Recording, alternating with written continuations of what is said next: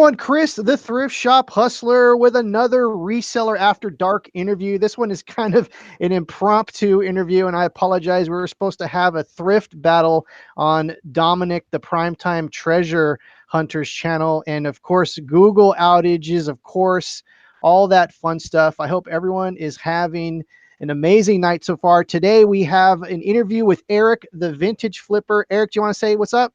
Hey, what's going on?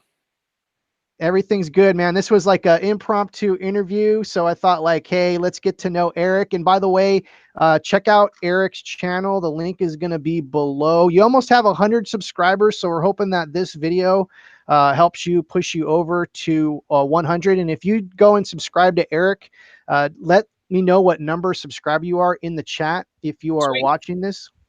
And definitely go and check him out for sure. I'm just making sure everything's okay on my end here.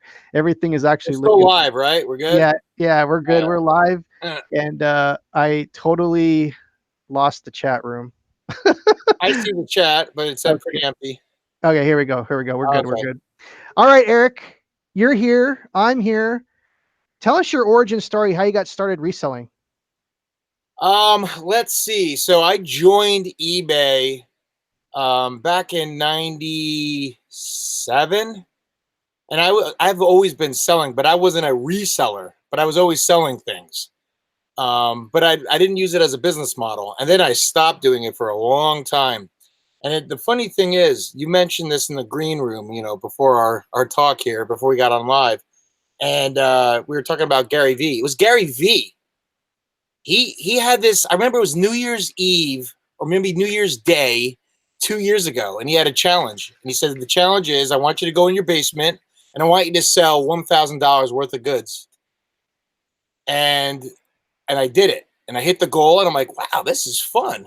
And then I started watching other YouTube channels and I'm like, wow, wait. So that Salvation Army that I've driven past 50,000 times, I could actually go there and find cool things.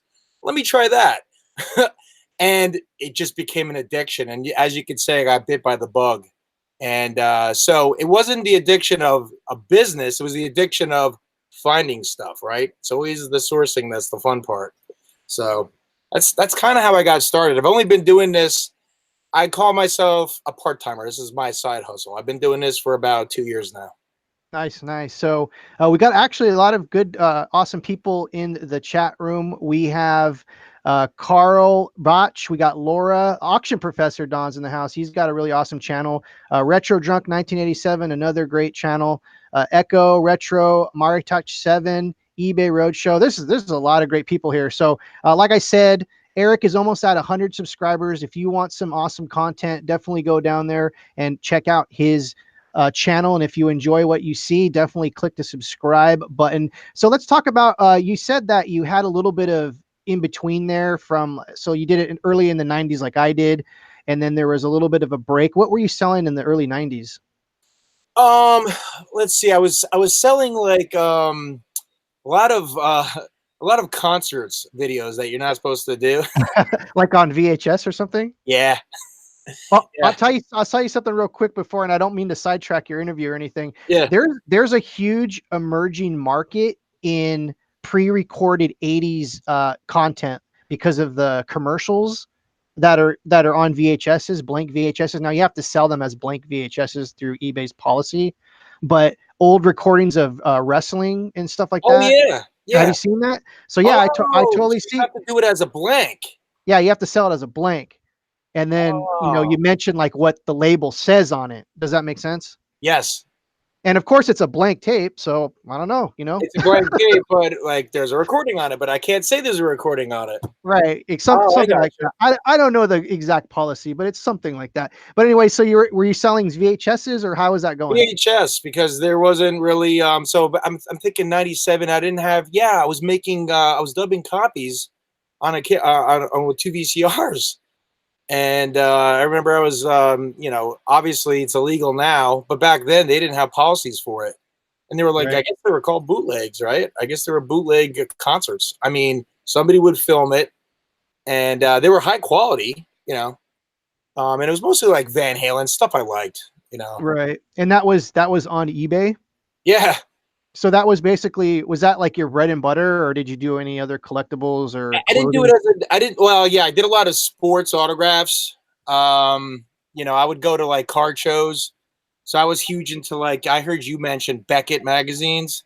Oh Man, yeah, my brother and I lived in Beckett magazine, and we would basically whenever there was a local show or a local player, and we would like get many cards, photograph cards, and I'd flip them.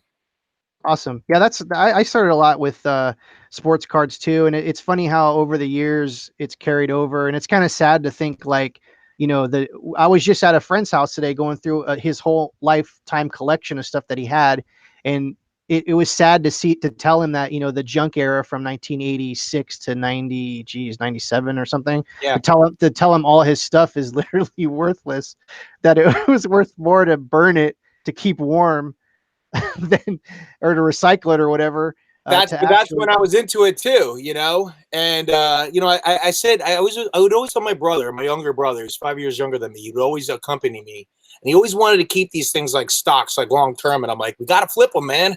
Gotta flip them now when they're hot. And so we kept them, and yeah, I have a big box of garbage. Yeah, it's funny because I still have some of mine, and I'm just trying to figure out a way to get rid of them. I used to actually donate them to like charities, like children charities, because Yeah, back in the day, yeah. they'd give them out to kids. I think the police officers would give them to kids, but now like no one really collects baseball cards. I'll buy a box every once in a while, like every year I'll buy a couple. Do you still collect sports cards at all? Football. Um, Football? yeah, I get it to get the signature ones, the Panini ones. My Oh yeah. brother like keeps me hooked into it, and he's like, "I pulled out the rookie. Look, this is like worth 1,000." I'm like, "Yeah, let me see $1,000 when you sell it on eBay." You know, Yeah, that's still a major thing is football. Like Panini actually has a football license, so they can actually show the yeah, teams and everything. Panini does baseball, but you can't see any of the logos because they don't have the license. Tops pretty much locks that down. So yeah, Panini right now is hot with football. As a matter of fact, I think I bought a Spectrum or Prism pack like I don't know a couple yeah, of weeks ago just to buy it. And so yeah, man, like it's crazy. Like baseball just came out with Bowman Chrome earlier this like maybe a month ago, and there was like $50,000 rookie cards in there. So it's crazy. yeah. I mean, I think the market was saturated those years. You said 86 to like 97. Is it? Yeah, around there. I mean, here's the thing. Like we call it the junk era because they're the most like 99% of it's junk. Every year is going to have a couple of rookies that are worth Yeah, like a couple bucks, but yeah. pretty much all those cards are pretty much worthless in that era, which is sad because they mass produced everything. Well, then they started, putting different special series out for everything. It became Ultra this and SP this, and it was like, back in the '80s, it was like just tops or Well, Dungus or Bowman. right. That was it. There was no Diamond Kings, and maybe early there were. Yeah, I Yeah, just and sold some Diamond Kings, 91 Diamond King set, full set. Put it up on auction and went for $12. right. Yeah, and yeah, and so like those, it's kind of crazy because, like I said, the look on my friend's face when I was just like, dude, I'm sorry to tell you, like all this is pretty much worthless. Though he did have some pretty good stuff, and we're gonna do some consignment work on that, and Cool. so that's for sure. So those were your eBay beginnings. What kind of happened in between those years that pulled you away? Just life pulled you away from eBay, pretty much. Um, Yeah, I mean, I was working full time. I've always been in digital marketing. I worked for an internet service provider in '95. That's right out of college. That's what I did, building websites. So I was always involved in digital marketing. Um, and then back in 2006, social media boom started. I was right on the cutting edge. Got into Twitter early. I think I was like the 11,000th person signed up, and I was always involved in kind of like marketing online. Always did it. And so it was more or less like Gary kind of like bringing me back into eBay. Now I used to run a Jets blog. Did it for 10 years. Started it in 99, I think, around there. No, I'm sorry, 2010. Yeah, I backtrack. It was right around when the Jets were good and they went to AFC Championship. So I was riding that high, 2 AFC championships. I was there, and I started documenting my journey. I would always like be, I had the iPhone then, and so Twitter was a new thing, and so I was always documenting my journey of going to the games, going to training camp. I started getting media passes. I started getting the attention of agents, players, agents, and players, interacting with players. Then I got a podcast, started interviewing them. So I was like, wow, there's something here. And my intent was never to make money or a business model, but I ended up doing that because I was passionate about it, and I did it every single day. I showed up every single day. That's the grind. Did people think it's easy, like these internet, celebrities? Look what Gary Vee does. I keep bringing him up, but look what you do. You have to grind. Look what Dom does, Dominic from Primetime. He Yep. grinds it, man. You have to grind it every day. Yeah, that's the only really way to be successful. So basically, like that whole period in between, you were busy, you were making money, and all that stuff. So let's talk about like what's happening now. So you said Gary Vee brought you into, I think, what were you part of like the 2018 Flip Challenge and all that kind of That's stuff? what it was. It was the Flip Challenge. Right. So I remember all that, and that was actually really fun to kind of. It's funny, like, do you follow him still and all that? Oh, I do. Yeah. So it's Yeah. kind of cool to see his trash talk and I like it. But yes. my only my only thing though with that is I could be wrong, but I think Gary's so busy. Gary does the fun part of it. He does the sourcing. Right. I know I where you're don't going think with he's this. doing the fulfillment. I No. don't think he's doing any of that. Dude, you're so right. So a lot of props to Gary though, but come on, Gary. I left a message on his, because we actually have talked before. I made a custom action figure. I don't know if you've ever saw that, but that's how Don the auction professor actually found me. I made a custom. It's actually hanging in his office. It's always there, and it's kind of it's nice that he does his refreshes in his office. I don't know if you notice all the Yeah. junk that's Oh yeah. behind him Oh yeah. always changes, but there's a couple things that always stay on there. And Yeah. my action figure always stays on there, and I'll send you a photo of it so you can check it out. But yeah, Gary he's an awesome guy, but I think you're totally right. And for those that don't know, Gary Vee does it's called Trash Talk. He does a vlog where he goes basically garage selling, and I think episode 5's coming out, and he actually put a call out to people yesterday to go out and film some stuff to be a part of Trash Talk 5. So I did that. So I don't know if I'm going to actually make the cut or anything like that, but I did send them some film. As a matter of fact, I did find a couple pieces that I was going to use for the thrift battle tonight for that thing. So I'm like kind of bummed about that. But and for those that don't know, Dominic, the Primetime Treasure Hunter, we had Google problems, so we're probably going to reschedule that. And Eric, you were looking forward to that battle too, huh? I picked all my items. I told you I had to go back to the thrift store. Like I had to go through my death piles to make sure I had some good stuff because I'm like, man, you are gonna kick my butt. I was so worried about it. Here's the thing is, like, I've always been an underdog in my life, so I knew that this wasn't going to be an easy thing, even though in my mind I can probably say, like, you think like I'm going to totally destroy you, Yeah. but you could be. I'm thinking in my head you're going to totally destroy me because you're going to come up with stuff I've never. That's a good attitude to have, right? To go in Yeah. so we're both going in as underdogs in our minds. Right. We weren't confident or cocky. Nope. And I think when we get older, we kind of understand when we've kind of been beaten down. And I think when you're young, you think you're invincible till you get knocked down a couple times, and then you realize that karma's a bee, dude. So oh, I know. I believe in karma, and reselling is hard, man. I mean, it's.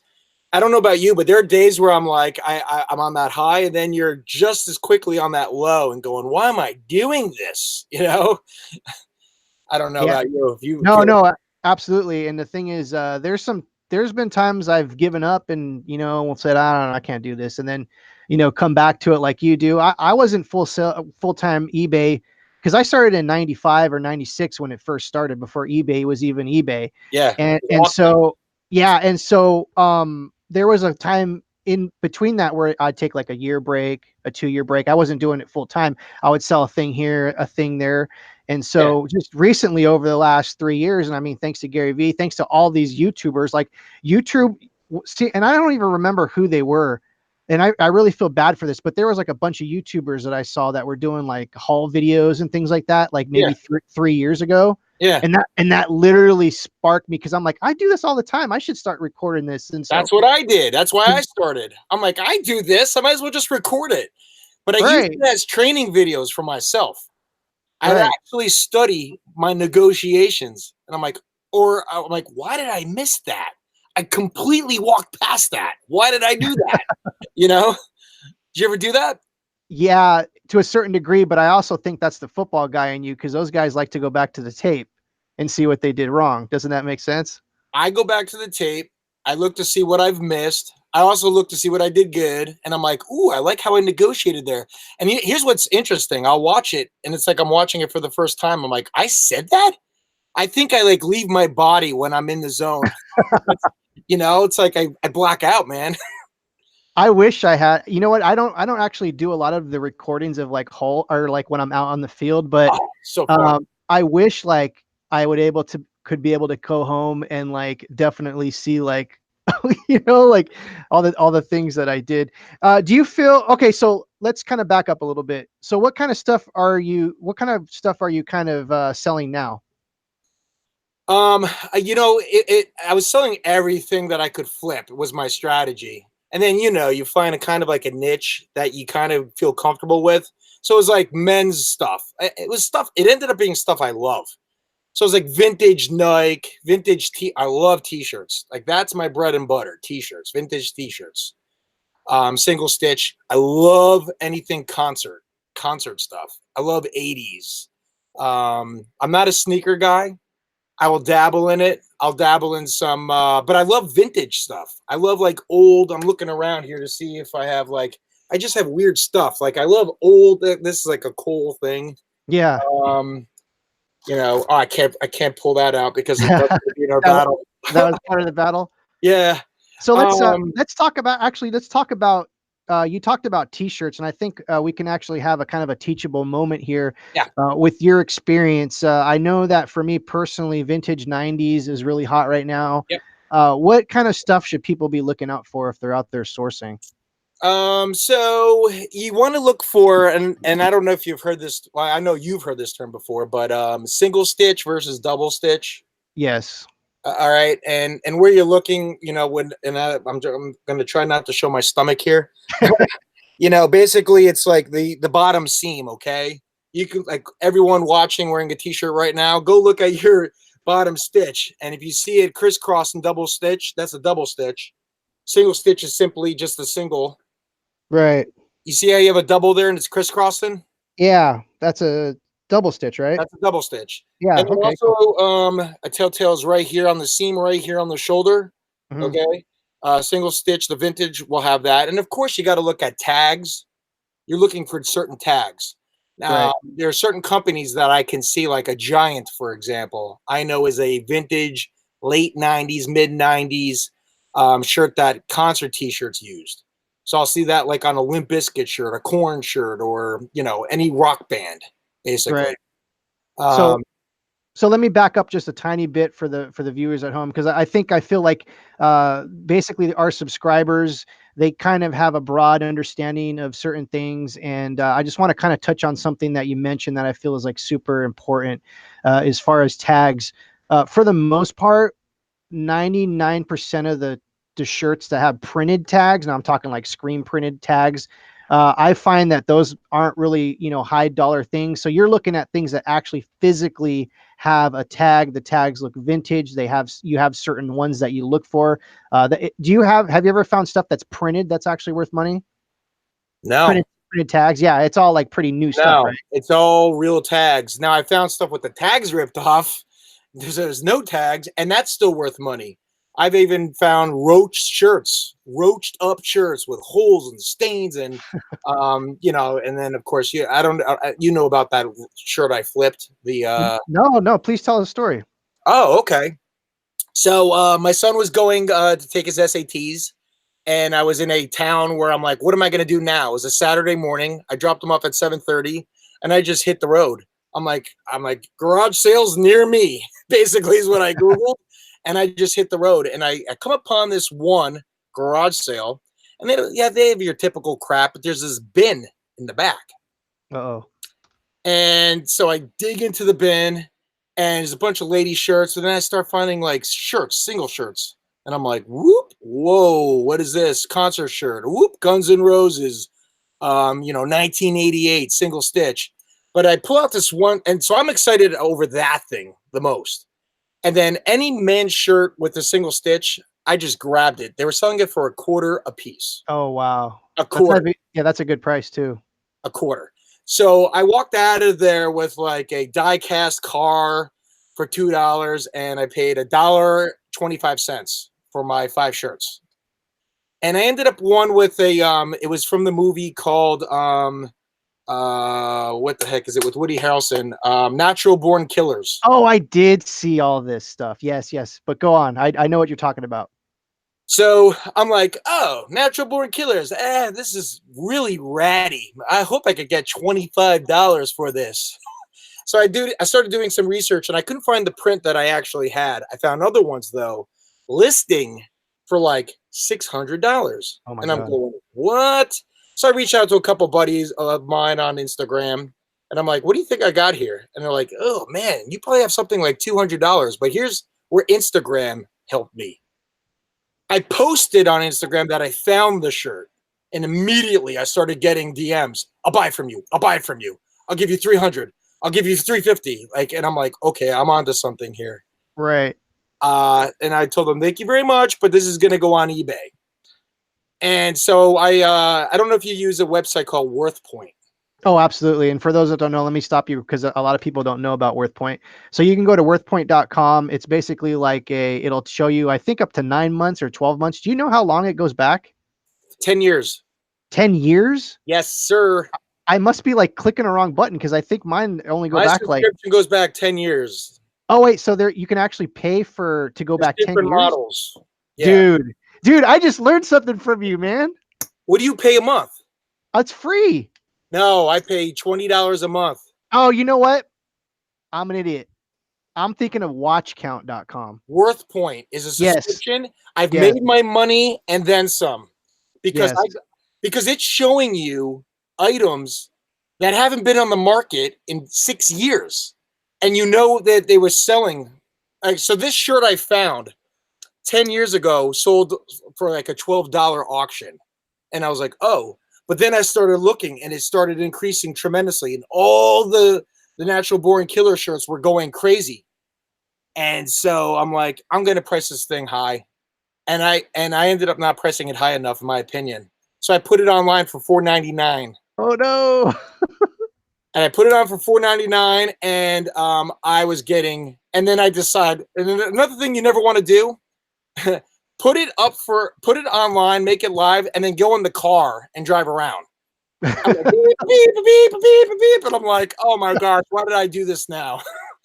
So I pulled the car over, and I was just basically getting, I think I got 65 views, 20 offers, and I sold it within an hour. Oh my God. And I sold it for $450. As soon as I sold it, somebody's like, I would have paid $600 for it. I'm like, don't, of course you would have. Yeah, sure. Okay. So a 25-cent flip into a $450 was my best flip at that time. It is my best flip so far.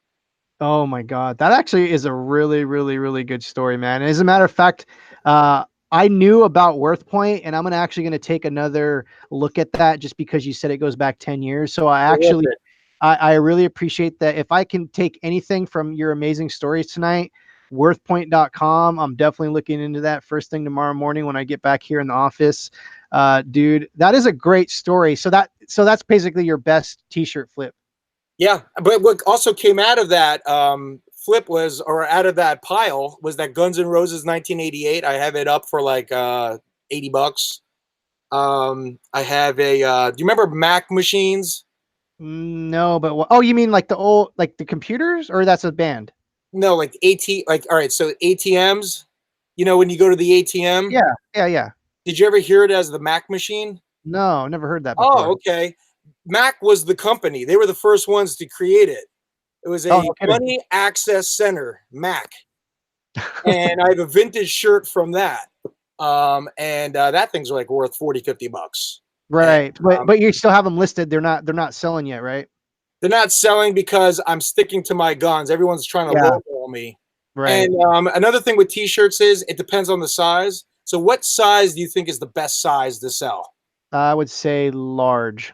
No, it's No, extra large. extra large. Extra large sell the best, then large. I have a small in the Guns N' Roses. Right. Still desirable, but it's small. So that's some good tips. So let's kind of back up a little bit. Concert t-shirts that have tags that look old and that are single stitched. Single stitch. I'm going to give you another tip. You're not going to find these suckers in thrift stores. Here's why. Here's my theory. The ladies have told me this. So you make friends with the ladies. They see this ratty shirt. That shirt I sold for $450 was the rattiest shirt I've ever seen. It had a hole in it, had a stain in it. It had yellow. The Oh my tag was half off. Okay. $450 for this thing. The ladies take that and they throw them away. They God. turn them into rags.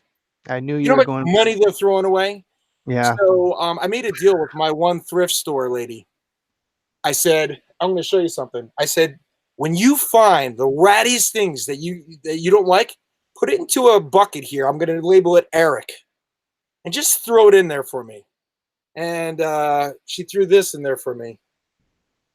So ratty, a Woodstock '94 single stitch Oh my God. with yeah. And they look at the hole in the collar, and I'm still gonna make money, $50. Yeah. That's actually a good tip. And then I don't know if you knew I actually work out of a thrift store. Yeah, So it's funny that I'm trying to like teach all the because we have about 48 stores underneath our umbrella. yeah. So I'm trying to teach all the ladies to like look for those vintage shirts because God knows how many they've thrown away or used as like rags or like all this kind of stuff. So I'm still you're totally right. And here's the thing: like I have a thrift store kind of or kind of experience that a lot of people don't have in the reselling business. And I will tell you what: 90% of the people that work at these places are going to be older ladies, in Yeah, some of them yeah. that don't know about a lot of different things. So there's No. still lots of opportunity to find great stuff at thrift stores. And but you're right. How much stuff goes through goes right into the trash, you know? What they think is great, I'm like Under Armour. They see Under Armour and it's like new stuff, and they're like $9, and it's like got stains on it and stuff, and I'm like, all day I'll pass on those. I'm like, somebody told you Under Armour was worth a lot. I mean, it's Yeah. okay, but like, you know, You're funny because you're wearing an Under Armour hat. I know. You're like that brand's totally washed out. I no no no no no no. I love Under Armour. I'm not paying their prices for it. It's like brand new. Oh, yeah, the thrift stores think that they can sell them for like Yeah, they $30 for a overprice shirt or something. their Under Armour, and it's like I see so much stuff I want, and I get so pissed because I'm like, I'm not paying $9 for that. I know that sounds horrible, but No, it's fine. if it's brand new tags my size, yeah, all day long I'm buying it and I'm wearing it. I think I Right. got this at a thrift store. That's too funny. So you also I saw that you when I was looking at your Instagram profile, and by the way, I'm going to leave a link to that in the description. And by the way, if you're not subscribed to Eric, I have his channel information in the description. We're trying to get you past 100 subs, and maybe that'll happen tonight. Maybe that'll happen tomorrow. But definitely going to push your stuff tomorrow. Once this goes, once we're finished here, I'll do all that kind of Cool. stuff, and hopefully, you get some more subs and everything like that. You have a really good understanding of t-shirts, and I think for me, like t-shirts, like 2 years ago, like I get it now, but like 2 or 3 years ago, it was still a subject that I was just like, oh my God, you can get like $200 for a beat up shirt, uh, and I still think there's not a ton of people that are hip to that kind of stuff yet. Do you I'm agree? starting to see a shift. Yeah. Yeah, when our store opens up and everyone goes makes the mad dash, it's to the men's t-shirts color black because that's where the concert shirts are. We go to Yep. the same spot. Boop. It's ridiculous. And maybe that's just in Pennsylvania. I don't know. Oh my God, I got a horror story for you now that that triggered something in me.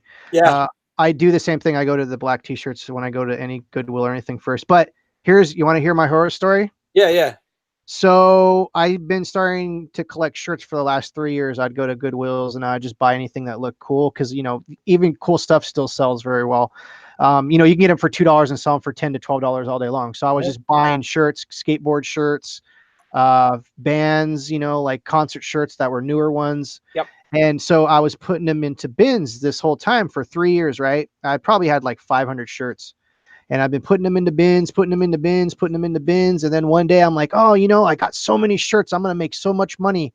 I went to go pull them out. Half of them were all bleached because of the bins were see-through Uh, and they were by a window. uh, So half of my shirts that were amazing shirts. I didn't source junk. They were all legit nice shirts that could have sold easily between $10 to $20 a piece or more.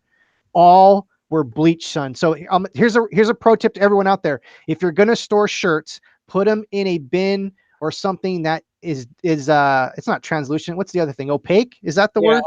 opaque. Yeah, Okay. you do not want sunlight hitting those shirts at all. And I learned a very bad, or I learned the hard way. And I guess that's the best way to learn. Do you have any kind of pro tips, or how do you store shirts? How do you go about all that kind of stuff? I store them in see-through bins. Oh no. But I'm in the basement here. Okay, There's there you go. no sun here. Okay, and I use an inventory system, so I will I'll number the shirts. So I have like bin B, and actually this is the 173rd shirt I sold out of this bin, Oh wow.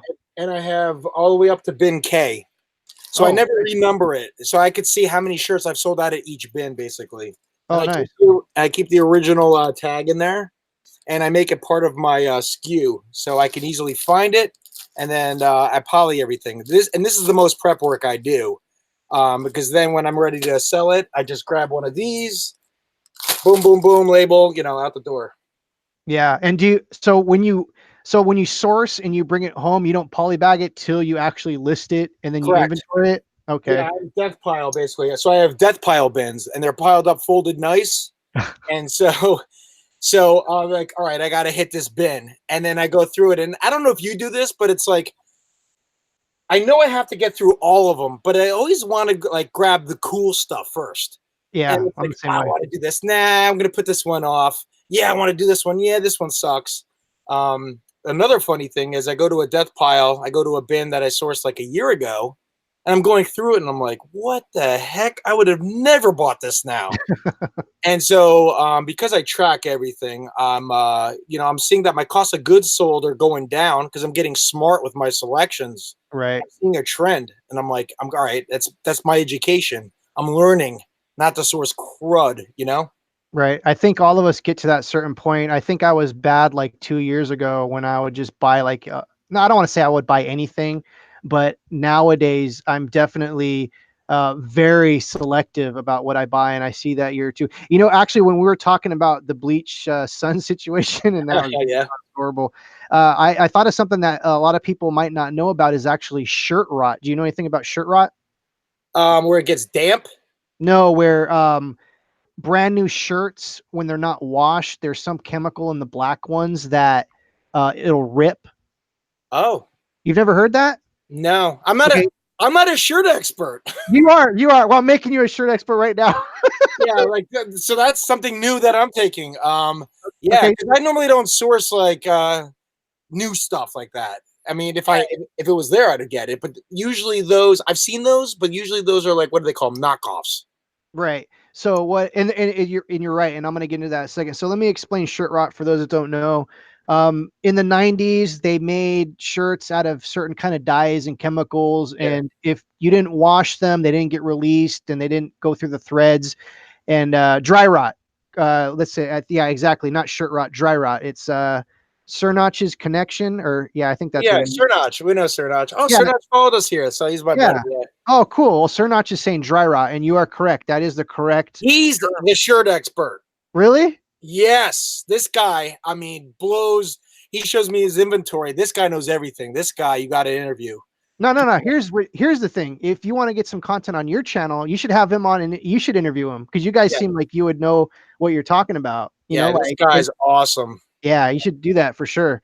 But yeah, so basically, dry rot. What happens is brand new shirts will tear over time because of they become, I don't even know what the term is, but they don't become brittle, but they tear. And it's a major thing in the vintage shirt community right now, where Wow. people will sell shirts that are brand new. And you got to watch out for that, because some people that know that the shirt has dry rot will sell you a brand new shirt, and then you get it and you put it on or whatever and it rips, and they're like, oh, it's your fault, like Yeah.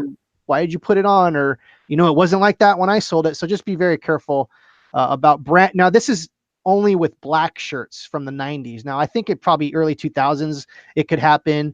but I don't recall. And maybe Cernich's connection, is that his name, Cernach? Surnotch Connection. Yeah, that's his Yeah, last name, I if believe. if he knows that. I've never heard of white t-shirts ever having that problem. It's always been black t-shirts that have that problem because of the dyes. But anyways, they were asking, Amazon seller 99 is asking, do you iron or steam your search, or just photo as is? Photo as is. If it's like really rank, here's the thing, that one shirt that I sold for 450, if I washed it, I would have ruined it. Like, the guy wanted it nasty and smelly, and like, that's part of it. So if I'm selling a vintage shirt, I leave it as is. If I'm selling something kind of new, Mhm. like a men's shirt, whatever, and it is, for the most part, if it has a stain, I'll try to wash it or clean it. Or if it smells like smoke, I'll try to wash it and clean it. Yeah. Yeah, But I do yeah. not steam them. I have a steamer. I used it for a couple times, and it slowed my process down. And I'm like, this is garbage. It just wrecks my process. So yeah, I I did don't this. have any complaints. I'm knock on wood. Yeah, I did the same thing, where I have a steamer, and I set my freaking smoke alarm off. Did you? Yeah, it Did you wasn't that put I was, wet spots on the shirt, and then you're like, dang it, I can't photograph this now because I just put a wet spot on it. no, it wasn't even like that. It was just like the heat of the steam was setting up. It wasn't like I was burning the clothes. It was like the steam coming off of the Yeah. steamer was setting off the alarms in the attic. It was crazy. Unreal. But yeah, I hear you. So, do you do flat lay or hang lay? How do you photograph your shirts? So I have a man. I have two mannequins, a guy and a girl. Uh, And I actually use a green. So this is kind of interesting. If you look at my store, my eBay store, I have like backgrounds, and right. so I have. I don't know if you could see like in the back over there, Yep. the We can see green. it. I have a green screen, and basically I have an app that puts a layered background right on it.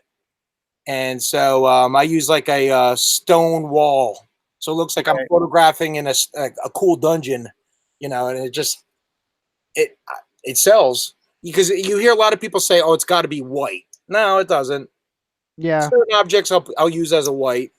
So I do lay them down. To answer your question, I lay them down when I do the measurements. Mhm. I show the photograph with the measuring stick, so I don't have to go and write it down. That speeds up my process. Right. Yeah, I was looking at that setup you had back there, and that makes sense. Like, I actually, when I was doing Poshmark, I don't do Poshmark anymore, but when I I was hate doing Poshmark. it's hard to get a foothold Well, in you that. have to be socially active. You have to constantly, and I don't have time for that. I want to set it and go. You Yeah. know? So exactly. Like, I didn't have the time to be liking and sharing and all that. But to each their own. Like, Yeah, people it actually works. do. Yeah, people do have a good business, and if that's your business model, that's fine. Yeah, yeah, yeah. I'm not knocking it. I just So, don't for me. yeah, exactly. It's not for me either. So Cernach's connection says it's the black sulfur dye that was popular in the late 80s and the 90s that causes See, dry this rot. guy knows it, man. I'm telling you. Yep. Totally awesome. Myra Keach 7 is saying, do you look for vintage Levi's denim? I think Yeah, he's referring to jackets or pants, yeah. possibly. I do very well with jean jackets. I do well with Sherpa lining, Hmm. trucker jackets. Yeah, I do very well with those. I get excited when I see them because I used to have stuff like that, like the 90s. That's like, oh, I remember this jeans jacket, because a lot of kids, what they used to do, I don't know if you remember, they used to like, this is how you express yourself. So if you were like a rocker, and I wasn't, but I remember a lot of friends would like paint something on the quarter panel, in the Yep. back. They have Yep. like a Metallica patch. Or I remember one kid painted like a whole Pink Floyd The Wall thing, and that Yep. was your thing. Yep. Yeah. For sure. Like, I still to this day, and I remember I was a kid that grew up in the 80s, so I definitely remember all that. I had a jean jacket and Yeah. went through that phase and everything, and I know exactly what you're talking about.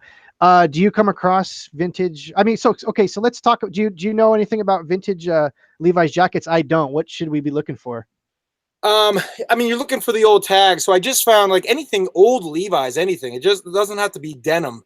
So I Mhm. find these old cowboy Levi Strauss, cowboy with the pearl snap buttons. I actually just did a draft on that. I was putting it together, something that I photographed like in January, and I archived, but I forgot to post it. Yeah, I'm so Right. bad like that. So anyway, it was, and so I do research on the tags, and it was like I found out it was a 1970s, late 70s, and so you have to research. You hear this all the time. I have to go and basically, like all right, I'm gonna guess pearl white snap, and that's where Worth Point comes into play. Worth Point Right. shows me everything. Yeah, and I have that down. I'm definitely going to be looking at that. We got actually an interesting question from Mountain Adventure 307. They say thoughts about prepping, photographing, and selling vintage wedding dresses. I've never sold a wedding dress. Have you ever sold something like that? Never. I see them in the stores. Usually they want like $100 for them. I know they can go for a lot more. I don't want to deal with that because I don't want to. It's so it's a special day. I don't want to screw that up. That's my Right. thought process. I don't want to be like, oh my gosh, I'm the guy who didn't deliver it on time, or it wasn't exactly what they thought, and now their wedding's ruined. I don't. Yeah, and that's very nice of you to say that because, for me, I'd be like, I don't know anything about it. That's why I don't mess with it. But you're like, I don't want to mess up their day, which is like I very, don't. yeah, I know, of course. And like, I wouldn't have thought about that till you said something. I'm just like, oh, like, I don't know anything about this. Like, how am I supposed to sell this? And I guess that would go into the same thing too. I might say a measurement's wrong, or you know what I mean? Like, I might Yeah. mess something up like it, that. it's So, not my wheelhouse. So anything in my that I'm uncomfortable with, I stay away from. And if I'm going to dabble, I'll slowly creep into it. So I do women's shoes now, but I'm slowly creeping into it. And how I got started was somebody gave them to me for free, so there's no risk. right. That's how I did it. Like I didn't put money into it, so I'm like, all right, So Mountain Adventurer 307 says I work with Shop Goodwill and I see a lot of them. Okay. So yeah, like there. I think I think as long as you have like a mannequin that they fit properly on and that you take proper measurements and all that kind of stuff. Okay, so she says, I think Mountain Adventure is a she, and I apologize if I'm gender assigning again because I have a problem with that, and I'm wrong sometimes. But anyways, they say I feel lost when I have to photograph them and list them. So yeah, here's the thing: what I would do, and like I have actually a really cool studio, and this is you guys are gonna get actually a little sneak peek of something stuff here. Wow. So this is kind of my studio setup in here. If I'm filming anything or shooting anything white, I have a couple of mannequins here on the side. I would probably put down a gray muslin so that the white Yeah. pops. Yeah. You kind of want to do that. I've been doing that a lot with gold jewelry. So Mountain Adventure, if you're gonna do it, make sure that you have a proper background. White on white's not gonna really look great. Put a spotlight in the back so that it gives a halo kind of effect too, which is I used to actually be a photographer for Olin Mills a long time ago. When I was in my early 20s, I was a children photographer, so I brought a lot of that kind of stuff into my reselling, which is actually really cool. Do you have any life experiences or jobs that have helped you in reselling? Digital marketing. So like, do you want to explain?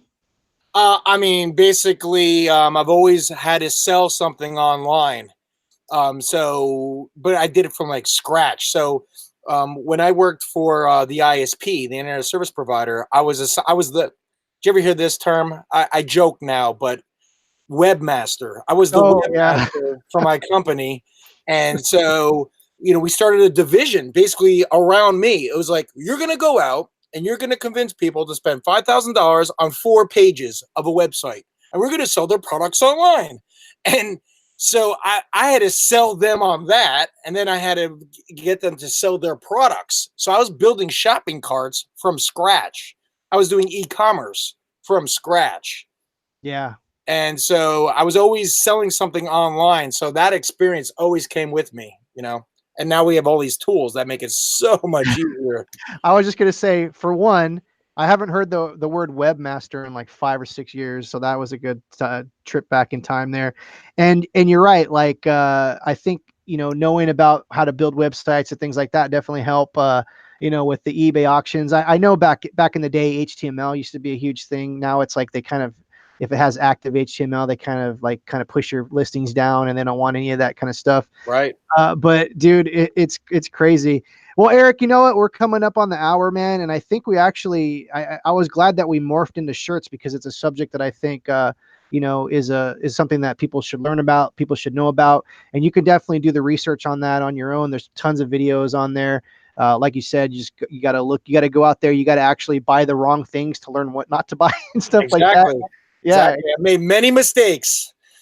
yeah, and we all have. And Mary Death Dealey says smash the like button. Definitely do that. So Eric, we have actually your eBay page, your YouTube channel down below. Yeah, we don't have your eBay page there. Don't freak out. But yeah, definitely check them out. I'm gonna be checking out more of your content. Like I said, this was like a very impromptu interview, and I think it actually went out very well. And it was very nice to meet you, man. You too, man. It's an honor. And tomorrow I'll be spreading this video all around to the interwebs. And I hope that you can come back on, in another few weeks, and we can talk about some other stuff. So, like I said, Eric's stuff is below. Definitely go and check that out. I really appreciate that. And I don't know when Thrift Battles is gonna happen, and we apologize for Don for the Google Hangouts acting up. So, Eric, do you have any last words to the people before we push the buttons? Just keep grinding every day. I mean, you've heard this. Just when you're feeling down, just keep grinding. Just go through it. Just keep doing what you're doing. Good advice. Okay, everyone, have a great Sunday and nice sales and everything for this week, and we'll see you next time. Take care. Thanks.